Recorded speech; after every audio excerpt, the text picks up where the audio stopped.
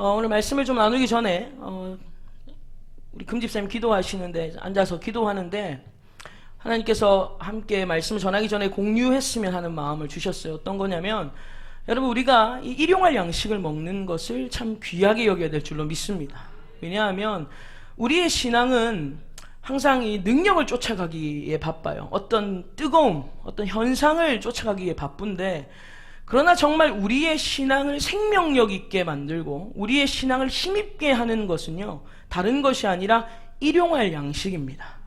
여러분 우리가 가끔 외식하는 거 좋죠. 밖에 나가서 가끔씩 가족들과 외식하는 거 참 좋지만 그러나 정말 우리의 삶에 있어서 우리에게 주어진 생명을 유지시키는 힘은 이따금씩 하는 외식이 아니라 매일 먹는 일용할 양식이 있다라는 거죠. 그래서 여러분 열왕기상 19장에 보면 엘리야가 18장에서 하나님의 놀라운 능력을 경험합니다. 이 바알과 아세라 선지자들 850명 대 1로 이렇게 붙어서 누구의 재단에 불이 떨어지는가로 이제 신가림을 하는 거예요. 누구의 신이 진짜인가에 대해서 대결을 하는데 여러분 이 전투 속에서 결국 하나님께서 엘리야에게 큰 은혜를 부어주신 줄로 믿습니다. 엘리야 재단에 불을 내려주셨거든요. 근데 그 엄청난 사건이 있은 후에 여러분 이세벨이 이 사실을 듣고 분노하여서 사람을 한 사람 보내줘. 엘리야에게 내가 너 죽인다. 이 여자가 하늘 품으면 그렇죠? 여자가 하늘 품으면 무서워요. 내가 네 목숨 찾으러 간다. 그 말에 이세벨의 말에 벌벌벌 떨면서 그 능력 행했던 엘리야의 모습은 온데간데 없고 도망가기 시작하는 거예요. 도망을 가서 사환을 세워두고 하룻길을 더 들어가서 로뎀나무에서 불이 꺼져가지고 완전히 여러분 콩나물 데친 것처럼 숨이 푹 죽어가지고 주님 그냥 나 이 상태로 죽여주십시오. 나 그냥 뒤질랍니다. 그리고 앉아있는 거예요. 그때 주님께서 천사를 보내서 엘리야에게 무엇을 먹이셨냐면 숯불에 구운 떡과 물을 먹이셨다는 거예요. 여러분 숯불에 구운 떡이 뭐 그렇게 대단합니까? 물론 꿀에 찍어 먹으면 맛있죠. 꿀에 찍어 먹으면 맛있는데 숯불에 구운 떡과 물 한 병이 뭐 그렇게 대단한 음식입니까? 그것으로 여러분 이 엘리야는요 음식물의 힘을 의지해서 40주 40야를 호렙산까지 가는 겁니다.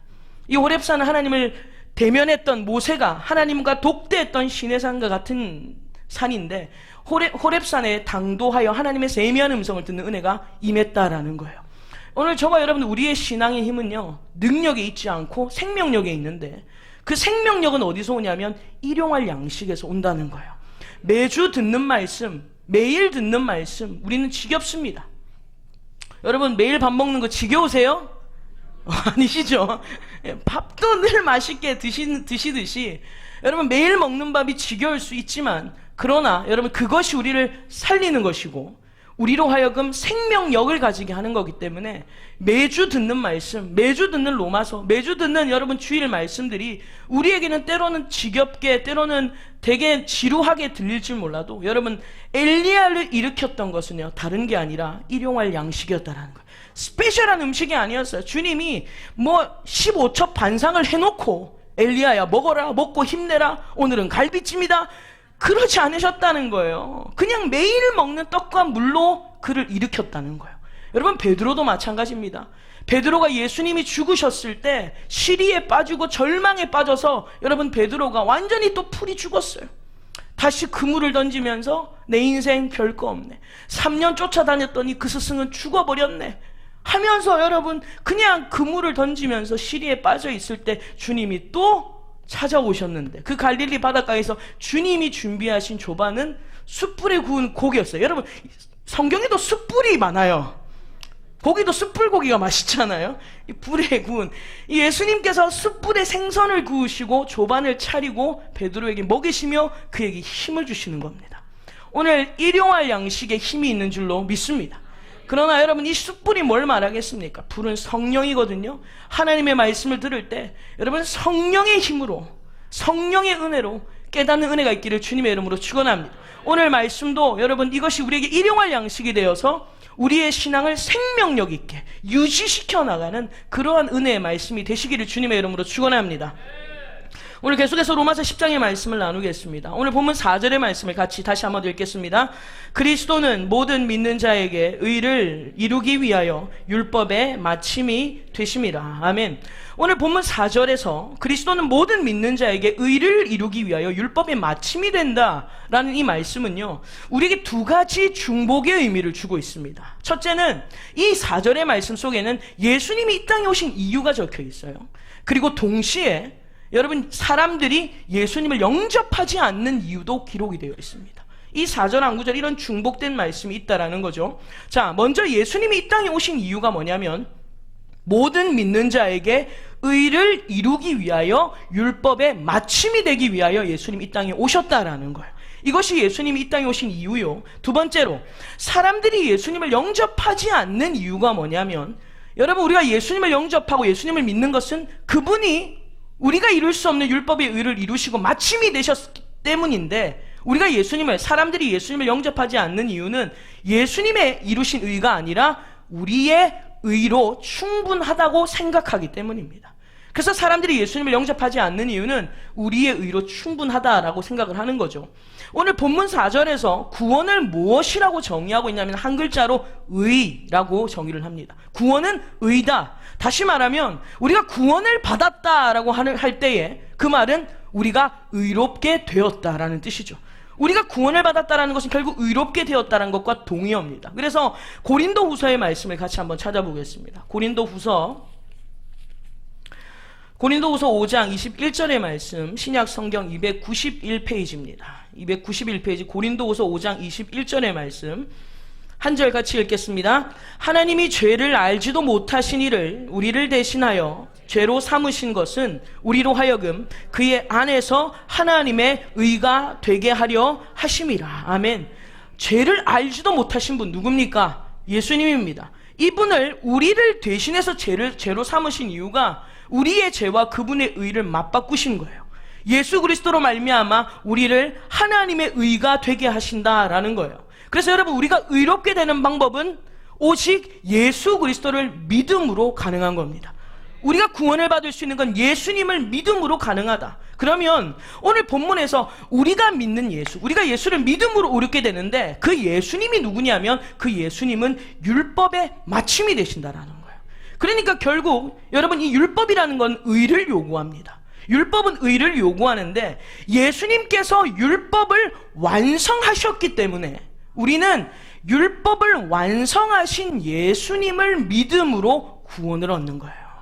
그냥 예수님을 믿는 게 아니라 그 예수님은 율법의 마침이라는 거예요. 율법의 완성이라는 겁니다. 그래서 율법을 완성하신 예수님을 믿음으로 우리가 의롭게 되었다라는 것이죠. 그러니까 여러분, 이 말씀은 오늘 본문 4절은요 결국 우리에게 무엇을 알게 하시냐면 우리가 예수님으로 말미암아 의롭게 됐다. 결국 이 말은 뭐냐면 우리는 절대 스스로 율법이 요구하는 의를 이룰 수 없다. 우리 스스로는 절대 율법이 요구하는 의를 이룰 수 없다는 존재라는 것이 이 4절이 우리에게 여러분 설명해주고 말해주고자 하는 겁니다. 여러분, 본문으로 돌아가서 로마서 3장을 한번 찾아보겠습니다. 로마서 3장 23절에서 24절의 말씀. 로마서 오늘 본문을 좀 항상 표시를 좀 해두시고 우리가 좀 왔다 갔다 하겠습니다. 로마서 3장 23절에서 24절의 말씀 같이 242페이지 같이 읽겠습니다. 모든 사람이 죄를 범하였음에 하나님의 영광에 이르지 못하더니 그리스도 예수 안에 있는 속량으로 말미암아 하나님의 은혜로 값없이 의롭다 하심을 얻은 자 되었느니라. 아멘. 여러분, 이 말씀처럼 우리는 죄 때문에 하나님의 영광에 이를 수가 없어요. 이룰 수 없는 우리가 하나님의 은혜로 값없이 의롭다함을 얻은 존재다. 우리를 설명하죠. 그 다음에 28절 같이 읽겠습니다. 그러므로 사람이 의롭다 하심을 얻는 것은 율법의 행위에 있지 않고 믿음으로 되는 줄 우리가 인정하노라. 아멘. 여러분, 인정하십니까? 우리의 행위가 아니라 예수 그리스도를 믿음으로 의롭다함을 받는 자다라고 얘기를 하고 있는 것은 결국 우리는 우리 스스로 율법이 요구하는 의에 이를 수 없는 존재입니다 라는 것을 동시에 강조하고 있는 거예요. 우리는 믿음으로 구원을 받았습니다. 뒤집어 말하면 우리의 의로는 안 됩니다. 그 중복의 의미를 우리에게 던져주고 있다라는 것이죠. 여러분, 우리는 이제 그 사실에 대해서 지금까지 로마서를 통해서 수없이 확인을 해왔습니다. 우리가 로마서 한 구절 더 찾아볼까요? 8장을 보겠습니다. 로마서 8장 3절에서 4절의 말씀입니다. 로마서 8장 3절에서 4절 같이 읽겠습니다. 율법이 육신으로 말미암아 연약하여 할 수 없는 그것을 하나님은 하시나니 곧 죄로 말미암아 자기 아들을 죄 있는 육신의 모양으로 보내어 육신의 죄를 정하사 육신을 따르지 않고 그 영을 따라 행하는 우리에게 율법의 요구가 이루어지게 하려 하심이니라. 아멘. 여러분, 하나님께서 자기 아들을 죄 있는 육신의 모양으로 보낸 이유가 뭐냐면 우리에게 율법의 요구를 이루게 하시려고. 우리가 할 수 없기 때문에 당신의 아들을 죄 있는 모양으로 이 땅에 보내신 것은 우리에게 이 율법의 요구가 이루어질 수 있도록 예수님을 이 땅에 보내주셨다라는 거예요. 여러분, 우리는 이렇게 생각합니다. 이제 예수님을 믿었기 때문에, 내가 예수님을 믿음으로 구원을 받았기 때문에 율법이 필요 없다. 우리는 이렇게 쉽게 생각해요. 그래서 율법을 아주 쉽게 생각하는데, 여러분, 구원이라는 것은요, 율법이 필요 없는 게 아니라 구원은 율법을 완성했기 때문에 우리에게 주어진 겁니다.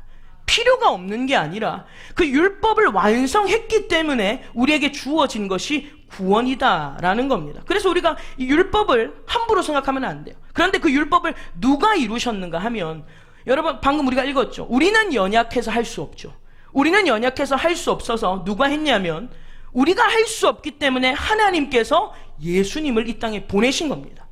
우리가 안 되기 때문에 예수님을 이 땅에 보냈다라는 거예요. 그러니까 우리가 연약하여 할 수 없기 때문에 결국 하나님께서 우리 밖에서 다른 방법으로 율법의 요구를 이루신 거예요. 그리고 그 예수 그리스도를 통해서 이루신 구원을 우리에게는 뭘로 주셨냐면 은혜로 주신 겁니다.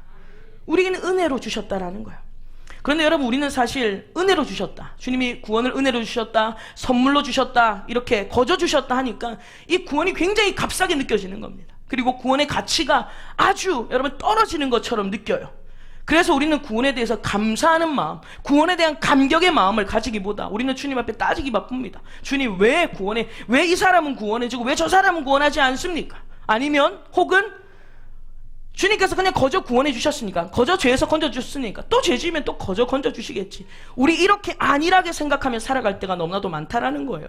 근데 여러분, 우리가 받은 구원을 생각할 때에 우리는 무엇을 생각해야 되냐면, 왜 누구는 구원해주고 구원을 안 해주냐, 구원해줬으니까 또 앞으로 건져주겠지, 이런 생각을 해야 될 게 아니라 왜 구원해주셨는가를 생각해야 돼요.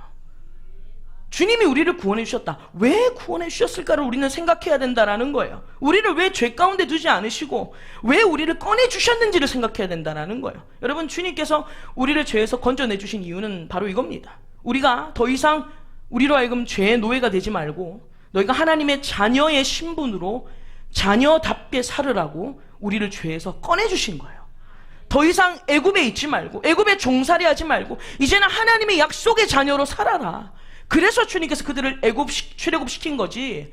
여러분, 이 이스라엘은 출애굽해가지고 그때부터 계속 불평하는 거예요. 왜 우리를 건져냈냐는 거예요. 차라리 애굽에 놔두면 우리가 참외도 먹고 수박도 먹고 마늘도 먹고, 먹기는 뭘 먹어요?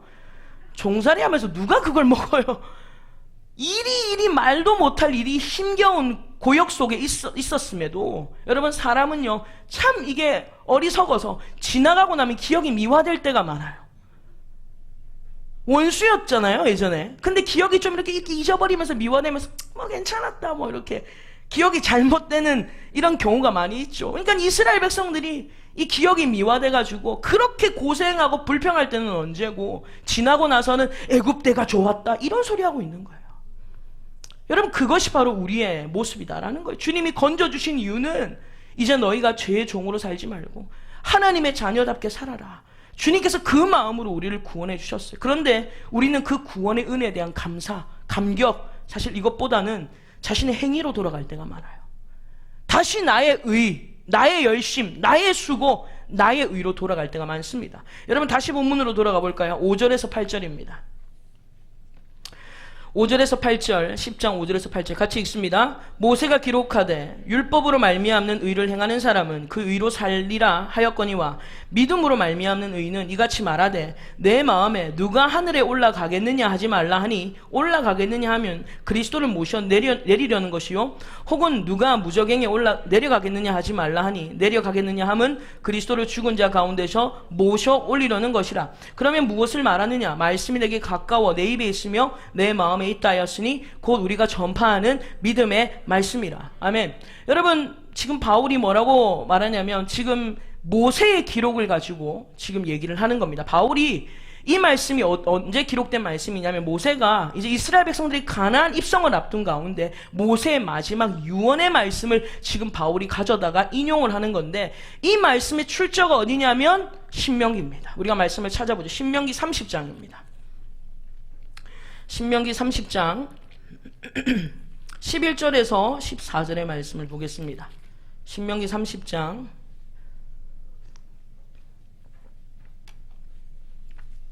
구약성경 310페이지고요. 신명기 30장 11절에서 14절의 말씀 같이 읽겠습니다.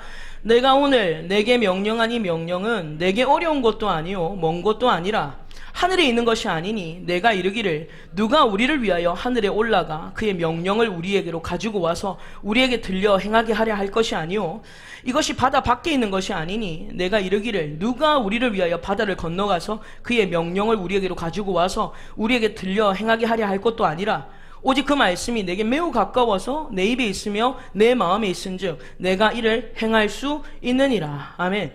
여러분, 이 말씀을 지금 가져다가 바울이 얘기를 하고 있는 겁니다. 지금 이 말씀이 어떤 의미냐면 모세가 이렇게 얘기하죠. 11절에 오늘 내가 너에게 명하는 이 명령은 절대 어려운 게 아니다. 그리고 먼 것도 아니다. 이렇게 얘기를 합니다. 하나님이 우리에게 주신 명령은 절대 어려운 게 아니다. 그리고 멀리 있는 것도 아니다. 우리가 그 뜻을 알기 위해서 하늘에 올라가거나 바다를 건너가서 배워야 할 정도로 어렵거나 멀리 있는 말씀이 아니다라는 거예요. 여러분, 우리가 하나님의 말씀을 배우기 위해서 꼭 태평양 건너서 미국 유학 갔다 와야 됩니까? 아니에요. 하나님의 말씀을 더 알기 위해서, 그 말씀을 갖기 위해서 여러분, 우리가 현해탄 건너서 일본 유학 갔다 와야 돼요? 그렇지 않다라는 거예요. 하나님의 말씀은 어렵거나 멀리 있는 것이 아니에요. 우리가 바다를 건너고 하늘로 올라가서 우리가 가지고 내려와야 되는 말씀이 아니다라는 겁니다. 여러분, 하나님의 명령은, 다시 말하면 우리의 구원은, 이 말은 우리의 힘으로 가져올 수 있는 게 아니다 이 말이에요. 우리가 하늘까지 올라가고 우리가 바다까지 건너가서 가지고 올 수 있는 게 명령이나 구원이 아니다라는 것입니다. 그러니까 오늘 이 본문에서는 여러분, 오늘 이 말씀을 두고 본문으로 한번 다시 돌아가 보십시오.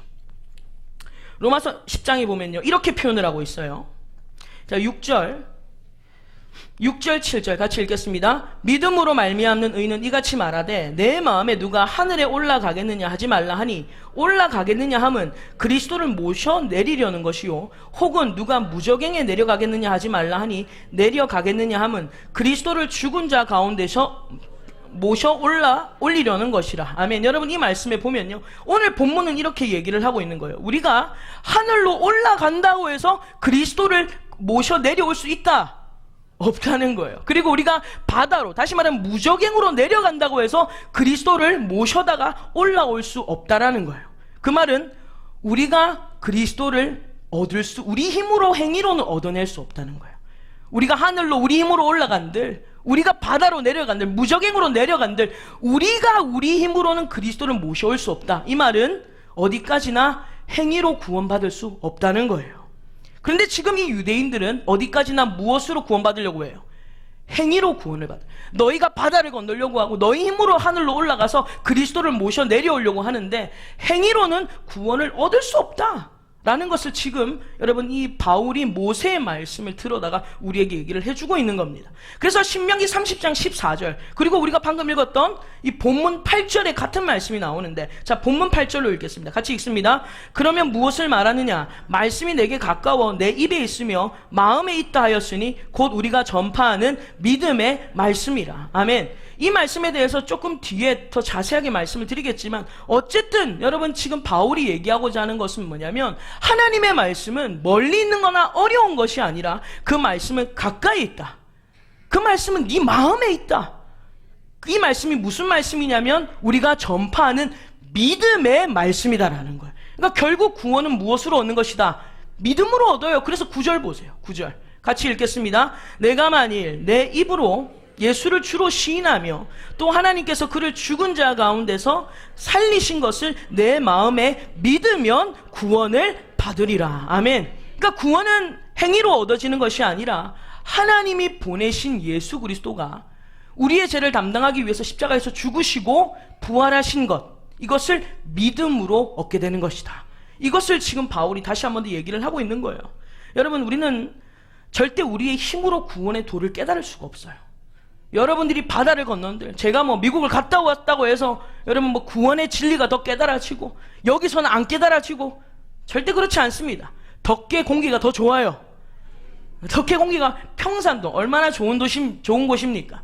여러분, 어디 있다고 해서 우리의 노력으로 깨달아지고 더 좋은 대학, 더 좋은 신학교를 갔다고 해서 구원의 진리가 더 많이 깨달아지는가 하면 그렇지 않다라는 거예요. 근데 사람들은 그런 행위에, 그런 의에 여러분 목숨을 거는 겁니다. 그러나 여러분, 구원은 그렇게 얻어지는 것이 아니라 우리의 힘으로 구원의 도를 깨달을 수 없다는 거예요. 로마서 3장 10절을 보십시오. 로마서 3장 10절에서 12절의 말씀을 보면 우리를 이렇게 얘기하고 있습니다. 9절에 보면 우리가 다 죄 아래 있다고 선언을 하면서 우리가 어떤 존재냐면 10절부터 12절의 말씀 같이 읽겠습니다. 기록된 바 의인은 없나니 하나도 없으며 깨닫는 자도 없고 하나님을 찾는 자도 없고 다 치우쳐 함께 무익하게 되고 선을 행하는 자는 없나니 하나도 없도다. 아멘. 의인은 없고 하나도 없고 심지어 깨닫는 자도 없고 선을 행하는 자도 아무도 없다라고 얘기를 하는 거예요. 그러니까 여러분, 우리는 우리 힘으로 율법을 깨달을 재간이 있어요, 없어요? 없습니다. 우리는 절대 율법을 깨달을 힘이 없다라는 거예요. 그리고 율법을 다 지킬 수도 없어요. 우리 힘으로 깨달을 수도 없고 우리 힘으로 지킬 수도 없어요. 그래서 2장 보면요, 로마서 2장 보십시오. 17절부터 23절. 로마서 2장 17절에서 23절 같이 읽겠습니다. 유대인이라 불리는 내가 율법을 의지하며 하나님을 자랑하며 율법의 교훈을 받아 하나님의 뜻을 알고 지극히 선한 것을 분간하며 맹인의 길을 인도하는 자요 어둠에 있는 자의 빛이요 율법에 있는 지식과 진리의 모본을 가진 자로서 어리석은 자의 교사요 어린아이의 선생이라고 스스로 믿으니 그러면 다른 사람을 가르치는 내가 내 자신은 가르치지 아니하느냐?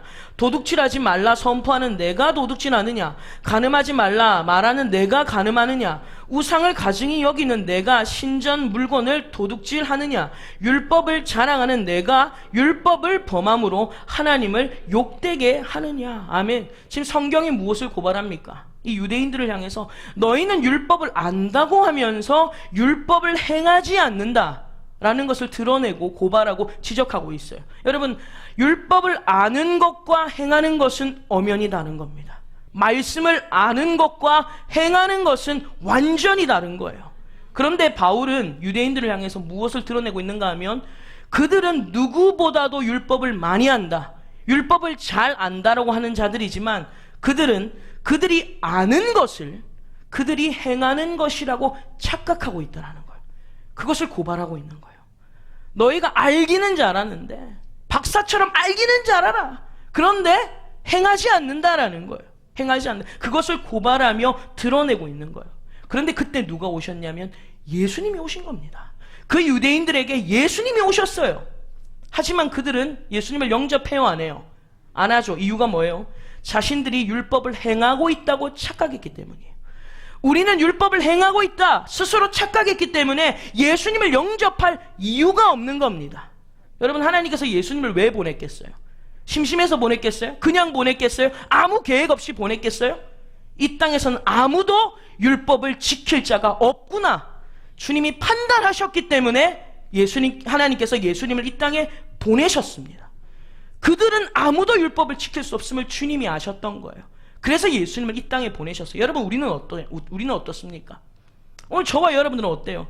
우리가 율법을 지켜보려고, 내가 말씀대로 한번 살아보려고 발버둥을 치면 칠수록 우리는 실망과 절망의 구렁텅이 속에 들어가요. 내가 한번 잘 살아봐야지, 내가 말씀대로 한번 살아봐야지. 여러분, 결단하고 또 살아보려고 노력해도 잘 되나요, 안 되나요?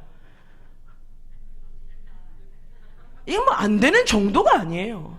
내가 아무리 결단하고 나만 잘 살아봐야지 아둥바둥해도 늘 돌아오는 것은 스스로에 대한 실망, 절망. 여러분 스스로가 얼마나 한없이 비참하게 느껴지는지 몰라요. 여러분 그래서 예수님이 오신 겁니다. 그래서 예수님이 오셨고 우리에게는 예수님이 너무나도 필요한 거예요.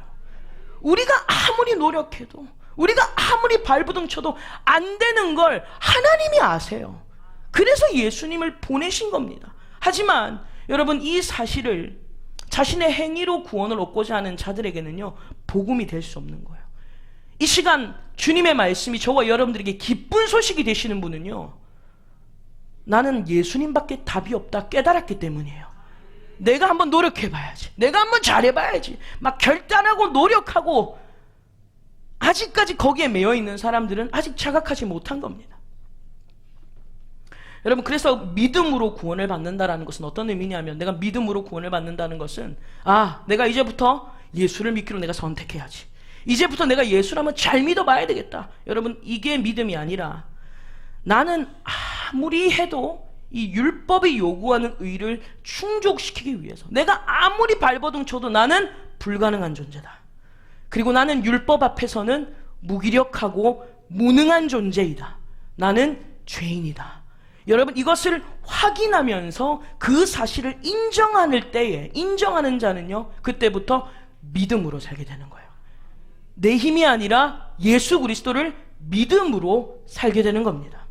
여러분 우리가 죄인 그럼 어떻게 생각합니까? 우리 보통 죄인이다 그러면 몇 가지 실수하는 것 정도로만 착각해요. 여러분 우리가 죄인이라는 것은요 우리가 몇 가지 실수하는 사람이라는 차원이 아니에요. 여러분 물론 실수 안 하시는 분 있습니까? 아무도 없으시죠. 우리는 실수하고 또 실수하고 매일매일 실수합니다. 저도 실수를 정말 많이 하고, 특히 또 저는 말 실수를 되게 재밌어 해요. 저도 말 실수를 많이 하고, 누군가 말을 실수하면 얼마나 재밌는지 그 막 꼬투리 잡아서 청년들 막 되게 잘 재밌게 서로 놀리기도 하는데, 제가 예전에 한번 말씀드린 적이 있는데 어떤 분이 이렇게 회갑잔치를 다녀오셔가지고 육순이랑 회갑이랑 섞여가지고 육갑잔치 갔다 오셨다고. 육갑잔치는 가서 뭘 하시는지는 모르겠어요. 육갑을 떠시는지는 모르겠는데, 그러니까 우리가 그런 말 실수를 할 때가 있는 거예요. 한 끗 차이로 되게 말이 이상하게 바뀌는 이런 되게 어이없는 경우가 많이 있지 않습니까? 물론 저도 그런 실수를 할 때가 많이, 제가 말씀드렸잖아요. 할렐루야랑 하나님 섞여가지고 할아버지라고 많이 한다고, 할아버지라고도 많이 하는데 저도 참 말 실수를 많이 해요. 그래서 제가 제 설교를 제가 이렇게 늘 제가 설교를 하고 말을 하는 사람이다 보니까 실수가 많아서 저도 제 설교를 보면서 저 스스로를 모니터를 하는데, 듣다 보면요 바울을 모세라고 했다가 모세를 베드로라고 했다가 제가 들으면서 절 보고 제가 비웃고 있더라고요. 제가 막 비웃고 있는데 그게 저예요. 제가 얼마나 제 스스로가 부끄러운지 모릅니다. 저도 실수가 너무너무 많은 사람이고, 또 저는 많이 하는 실수 중에 하나가 뭐냐면 건망증이 너무 심해요. 건망증이 너무 심해요. 그래서 주변에 목사님 몇 시에 신방 있습니다, 언제 뭐 있습니다 그러면 제가 부탁을 드려요. 꼭 그때 다시 말씀해 달라고. 꼭 그때. 왜냐하면 제가 집중해서 생각을 안 해놓거나 적어놓지 않으면 금방 잊어버려요. 너무 잘 잊어버려요. 심지어 제가 어저께 이제 제자훈련을 한다고 막 제자훈련 책이랑 교재랑 이런 걸 가지고 막 한가득 가지고 이제 예배실로, 소예배실로 들어갔어요. 훈련장으로 들어가서 이제 준비하려고 한 10분 좀 전이더라고요. 준비하려고 보니까 제가 너무 많이 막 가져갈 게 많으니까 성경책을 빼놓고 간 겁니다. 그래서 성경책을 다시 가지러 사무실로 걸어가는데 사무실 앞에 유치부실이 있어요.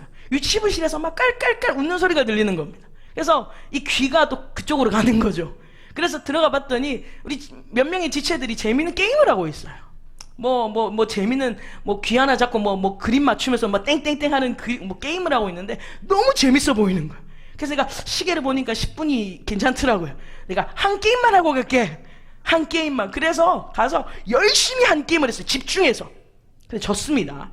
근데 거기에 너무 몰두해가지고 제가 뭐 가지러 갔어요? 그냥 그대로 다시 또 소예배실 들어갔네. 다시 앉았는데 뭐가 허전해요. 성경책 다시 가지러 갔습니다. 제가 이런 실수가 사실 하루 이틀이 아니거든요. 저도 굉장히 실수를 많이 하는 사람인데, 여러분 그렇게 웃으시는데 실수 안 하십니까? 다 육갑잔치 하시잖아요. 여러분, 우리 얼마나 실수 많이 하는지 모릅니다.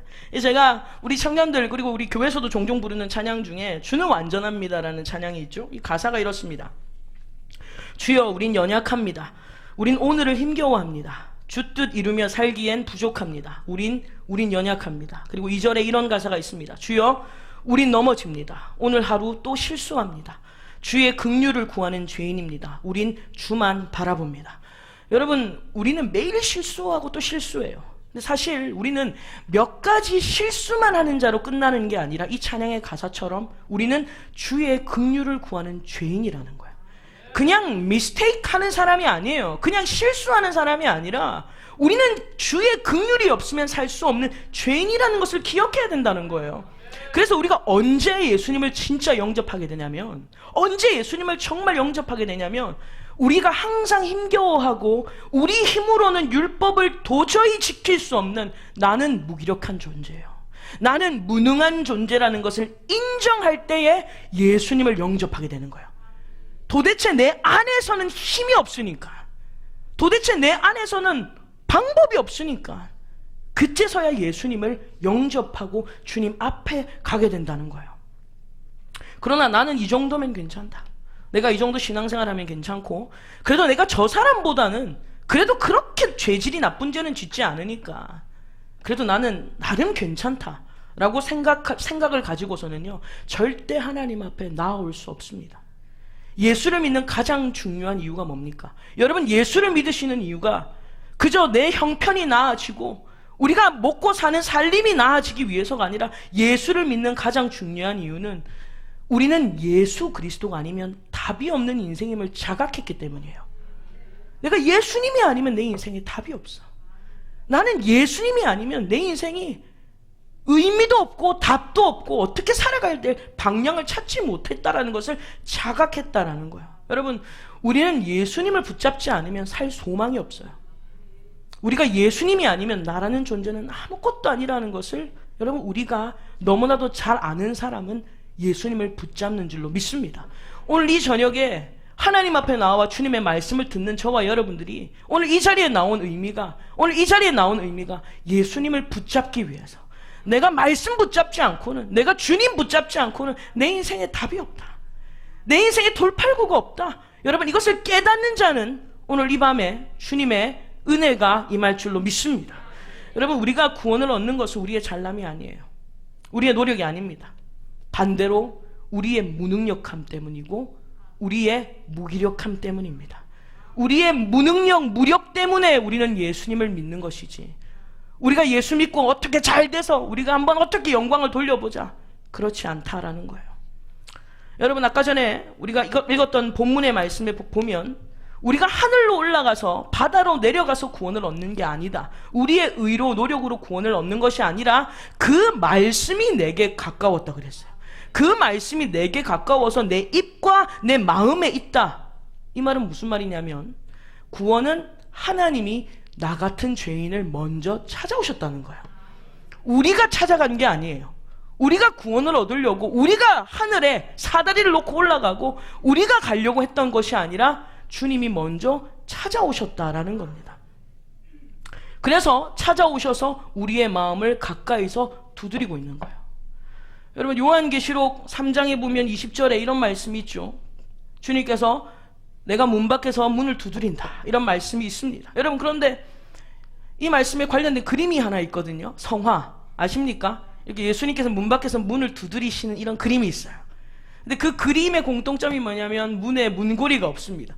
그랬더니 우리 어떤 청년이 그러더라고요. 혹시 그 문이 미닫이가 아닐까요? 육갑잔치를 했습니다. 여러분, 미닫이가 아닐까? 아니다! 여러분, 미닫이가 아니었습니다. 문고리가 없는 이유는 문을 이렇게 열라고 문고리가 없는 게 아니라, 주님이 문 밖에서 문을 두드리시는 것은 안에서 열으라는 거예요. 주님 들어오실 때 문 똑똑똑 두드리시면 우리가 열어드려야 되는 거예요. 왜냐하면 그분은 손이 없어서가 아니라 그분이 인격적인 분이시기 때문에, 인격적인 주님이 우리의 마음문을 두드리시면서 우리가 열어주기를 기다리시는 겁니다. 오늘 주님이 먼저 찾아오셨어요. 주님이 멀리 오시지 않았고요, 멀리 계시지 않았고요, 여러분의 마음에 찾아오셨어요. 말씀이 내게 가까워 내 입에 있고 내 마음에 있다라고 우리에게 말씀하고 있는 겁니다. 주님이 먼저 찾아오셨어요. 근데 여러분, 구원을 우리가 달라고 해서 주님이 찾아오셨어요? 아니, 우리가 두드렸어요? 아니거든요. 주님이, 우리가 달라고 하지도 않았는데 주님이 먼저 찾아오신 겁니다. 그래서 이것 때문에 속상했던 사람이 있어요. 누구냐면 요나예요. 요나는 이것 때문에 속상했던 사람이에요. 이게 무슨 말이냐면, 여러분 요나서 1장을 한번 찾아보십시오. 요나서 1장에 보면 1장 1절에서 2절의 말씀을 보겠습니다. 구약성경 1287페이지입니다. 요나서 1장 1절에서 2절의 말씀 같이 읽겠습니다. 여호와의 말씀이 아미떼의 아들 요나에게 임하니라 이르시되 너는 일어나 저 큰 성읍 니느웨로 가서 그것을 향하여 외치라. 그 악독이 내 앞에 상달되었음이니라 하시니라. 아멘. 여러분, 우리 요나의 말씀을 보면요, 이 1절에 하나님께서 요나에게 말씀을 주시는데 뭐라고 하시냐면 너 니느웨로 가라. 니느웨로 가라. 근데 여러분, 이 니느웨가 어떤 도시냐면 당시에 가장 강대국이었던 아수르라는 곳의 수도입니다. 그런데 여러분, 이곳은 어떤 곳이냐면 가장 강대국이고 아주 큰 성읍이었는데 문제가 뭐냐면 2절이 뭐라고 얘기합니까? 그 악독이 내 앞에 상달되었다. 그러니까 죄가 완전히 가득 찬 겁니다. 그때 하나님께서 누구를 보내냐면 요나를 보내시는 거예요. 요나에게 너 니느웨로 가라. 근데 요나가 거품을 물었던 이유가, 물론 이 나라가 악이 굉장히 하나님 앞에 상달될 정도로 충만한 상태이긴 하지만 더 거품을 물었던 것은 이 강대국이었던 니느웨가 그동안 이스라엘을 너무 위협하고 너무 힘들게 한 나라였어요. 여러분, 그랬기 때문에 그 나라에 가서 회개를 외치라고 하니까 요나는 이해가 안 되는 겁니다. 지금 저 인간들이 자기들 죄도 못 깨닫고 있는데 무슨 가서 회개하라고, 주님께로 돌아오라고, 주님이 구원을 주시겠다고 순종할 수가 없는 거예요. 여러분, 지금 우리나라 일본과 굉장히 여러 가지 감정적인 선에서 굉장히 힘들지 않습니까? 근데 저희 교회에서 일본에 선교하는 선교사님이 계신데 그곳에서 일본인들을 대상으로 선교를 하고 계세요. 얼마나 여자 혼자서 얼마나 수고를 하시는지 모릅니다. 우리가 볼 때는 일본에서 왜 선교하냐고, 그냥 철수하라고, 나오라고. 분에 가득한 우리가 요나처럼 그런 말 할 수 있다라는 거죠. 그런데 주님이 보내시는 거예요. 주님이 보내시는 거예요. 달라고, 니느웨가 구원해달라고 말도 안 했는데 주님이 구원을 주시겠다고 하니까 이 요나는 이해가 안 되는 겁니다. 우리에게 악하게 했는데 그것 때문에 화가 나서 갈 수가 없다, 순종할 수 없다고 하죠. 3절입니다. 같이 읽겠습니다. 그러나 요나가 여호와의 얼굴을 피하려고 일어나 다시스로 도망하려 하여 욥바로 내려갔더니 마침 다시스로 가는 배를 만난지라. 여호와의 얼굴을 피하여 그들과 함께 다시스로 가려고 뱃삭을 주고 배에 올랐더라. 아멘. 여러분, 이 말씀에 보면 요나가 여호와의 얼굴을 피하고 도망을 갑니다. 다시스로 도망가면서 배를 타요. 우리가 알다시피 어떻게 됩니까? 풍랑을 만납니다. 제비를 뽑아 추첨해 요나가 당첨이 되죠. 결국 요나가 바다에 던져지게 됩니다. 그때 하나님께서 큰 물고기를 하나 예비하셔서 요나를 삼키죠. 여러분, 요나가 물고기 뱃속에서 깨달은 진리가 뭐냐? 요나서 2장 9절입니다. 여러분, 2장 9절 보십시오. 2장 9절. 자, 같이 읽겠습니다. 나는 감사하는 목소리로 주께 제사를 드리며 나의 소원을 주께 갚겠나이다. 구원은 여호와께 속하였나이다. 아멘. 드디어 깨달은 게 뭐냐면 구원은 여호와께 속하였나이다. 여러분, 이것을 요나가 드디어 깨달은 거예요. 구원이 여호와께 속하였다라는 것은, 지금 이 요나가 가기 싫었던 이유, 요나가 갈 수 없었던 이유는요, 우리가 저들보다는 낫다는 거죠. 그리고 왜 저들이 달라고 하지도 않은 구원을 왜 주님이 주시냐, 불만이 있는 겁니다. 여러분, 구원은요 하나님의 주권입니다. 그리고 그 구원은 하나님의 주권 속에 하나님께로부터 주어지는 것을 깨달아야 될 줄로 믿습니다. 구원은 우리가 노력해서 얻어지는 게 아니라 하나님의 주권 속에서 하나님으로부터 주어지는 것이다. 그 사실을 요나가 물고기 뱃속에서 그제서야 알게 되고, 여러분, 그래서 이 물고기가 뱉어내는 거예요. 그리고 말씀에 순종함으로 니느웨로 발걸음을 돌리게 된다는 거예요. 여러분, 우리는 구원의 대상을 우리의 도덕적 기준으로 정할 때가 많습니다. 이 도덕적 기준을 두고 우리는 항상 자신과 남을 비교하면서 그래도 내가 저 사람보단 내가 낫지, 나의 의로움을 드러내려고 합니다. 그리고 내 눈 속에 있는 들본 보지 않고 다른 사람에 있는 티만 잡아내려고 하는 거예요. 여러분, 그러나 우리가 구원을 받은 것은 우리에게서 자격이 있어서가 아닙니다. 여러분, 우리는 언제 구원받았냐면 우리가 니느웨처럼 우리의 죄가, 하나님 앞에 상달된 죄가 충만할 때 우리는 구원을 받았어요. 우리가 자격이 있어서가 아니라는 거예요. 우리는 니느웨였을 때, 우리가 죄인이었을 때, 우리가 원수였을 때 주님이 우리를 구원하셨습니다.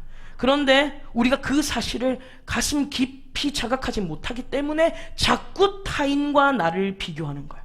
누가 더 낫니? 여러분 지난주 사자성 알려드렸죠? 우리끼리 누가 더 낫니? 이게 뭐라 그랬어요? 마카 역시 우리 박사님 마카 다 똑같아요. 여러분 누가 누구를 뭐라 해요? 누가 누구를 뭐 모든 게 뭐라 한다고. 여러분 누가 누구를 뭐라 해요? 마카 다 똑같아요. 여러분 마카의 싸움을 하는 겁니다. 여러분 우리는 구원의 조건을 어떻게든 내 안에서 찾으려고 해요. 그래도 내가 주님 앞에 이건 잘한 것 같아.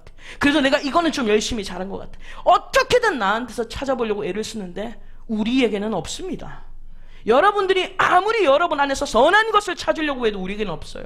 그래서 예수님을 보낸 거예요. 우리 안에 없기 때문에. 구원의 조건을 자신에게서 찾으려는 사람은요, 예수님이 필요 없어요. 예수님 없어도 잘 삽니다. 여러분 지금 여러분 삶 가운데 예수님이 필요하십니까? 정말 예수님이 필요하세요? 그냥 내 물질이 채워지기 위해서가 아니라, 내 사업이 잘 되기 위해서가 아니라, 나는 예수님이 아니면 인생에 답이 없구나. 여러분 이걸 깨닫는 사람은 예수님을 붙드는 사람이라는 거예요. 예수님이 필요한 사람이에요. 여러분 우리가 요한복음 5장을 같이 찾아보겠습니다. 요한복음 5장 39절에서 44절의 말씀을 같이 읽겠습니다. 152페이지 요한복음 5장 39절에서 44절의 말씀 같이 읽습니다. 너희가 성경에서 영생을 얻는 줄 생각하고 성경을 연구하거니와 이 성경이 곧 내게 대하여 증언하는 것이니라. 그러나 너희가 영생을 얻기 위하여 내게 오기를 원하지 아니하는도다. 나는 사람에게서 영광을 취하지 아니하노라. 다만 하나님을 사랑하는 것이 너희 속에 없음을 알았노라. 나는 내 아버지의 이름으로 왔음에 너희가 영접하지 아니하나 만일 다른 사람이 자기 이름으로 오면 영접하리라. 너희가 서로 영광을 취하고 유일하신 하나님께로부터 오는 영광은 구하지 아니하니 어찌 나를 믿을 수 있느냐. 아멘. 여러분 이 말씀을 보면요, 성경은 전부 누구에 대해 증언합니까? 예수님에 대해서 증언하고 있는데, 이 눈이 가려진 유대인, 여러분 수건이 덮여진 유대인들은요 그 사실을 전혀 받아들일 수 없는 겁니다. 받아들이지 않습니다. 성경은 예수님에 대해서 증언을 하고 있습니다. 여러분 믿으세요? 성경 전체는 예수님에 대해서 증언하고 있기 때문에 우리는 항상 성경을 읽을 때마다 뭘로 끝나야 되냐면, 그래서 나는 예수님이 필요합니다. 여러분 성경 읽을 때마다 내가 오늘 3장 읽었네, 오늘 내가 10장 읽었네, 내가 성경 한독 캔내로 끝나면 안 되고, 나는 그래서 예수님이 필요합니다. 이걸로 끝이 나야 돼요. 왜냐하면 예수님은 율법의 마침이 되시는 거예요. 그분이 마침이 되시는 겁니다. 여러분 우리는 성경을 읽을 때 율법서를 읽으면서 이렇게 생각해야 돼요. 율법서를 읽으면서 내가 율법을 한번 잘 지켜봐야지. 내가 한번 율법 잘 지켜봐야지. 여러분 이게 아니라 역시 나는 예수님이 없으면 답이 없구나. 내가 구약의 613가지 율법을 어찌 다 지키리요. 나는 예수님이 없으면 답이 없구나라고 여러분 율법서를 읽으면서 예수님이 필요해야 될 줄로 믿습니다. 역사서를 읽으면서, 왕정시대를 읽으면서 예수님 외에는 진정한 왕이 없구나, 예수님이 정말 내 삶의 진정한 왕으로 오셔야 되는구나, 이걸로 귀결되어야 되고요. 선지서를 읽으면서 모든 선지자들이 예수님을 예언했고 진정한 메시아를 기다렸구나, 나도 그들이 초점하고 있는 예수님을 기다려야 되겠다, 이런 것으로 결론이 나야 됩니다. 시편을 읽으면서 우리가 노래해야 할 제목이 예수님밖에 없다, 우리가 찬양할 이유가 예수님밖에 없다. 그리고 지혜서를 읽으면서 예수님을 아는 것이 가장 좋은 지혜구나, 가장 최고의 지혜구나라고 결론이 나야 돼요. 신약도 마찬가지예요. 신약을 읽으면서 우리가 사복음서를 읽으면서 이 사복음서가 소개하는 예수님을 만나야 될 줄로 믿습니다. 사복음서를 읽으면서 사복음서에서 소개하는 예수님을 만나야 돼요.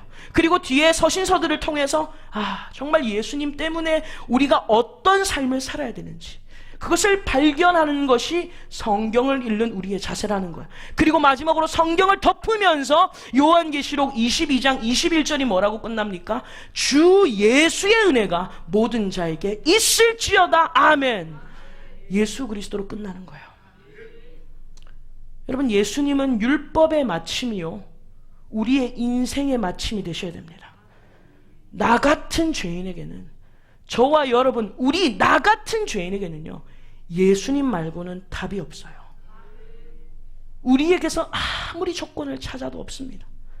그래서 저와 여러분들, 나 같은 죄인에게 예수님을 주신 것에 대한 무한 감사가 넘쳐야지, 너 같은 죄인에게 네 때문에 예수님이 오셨다 이러시면 안 돼요. 사실 제가 미국에 있을 때 우리 청년들이 그 생일날 서로 축복송을 불러줬거든요. 생일 축하한다고. 근데 어떤 찬양을 불러주냐면 우리는 이런 찬양 불러줬어요. 생일날 너 같은 죄인, 이걸 생일 축하 노래로 불러줬어요. 그런데 우리가 부르면서 그래 우리 죄인이다, 생일이지만 그래도 우리 죄인이다, 서로 의미 있게 너 같은 죄인 불러줬는데 지적하면서 부르진 않았어요. 네 같은 죄인 때문에가 아니라 우리 같은 죄인 때문에 나 같은 죄인 살리신 주님의 은혜 감사하는 생일, 그런 생일로 서로를 축복했어요.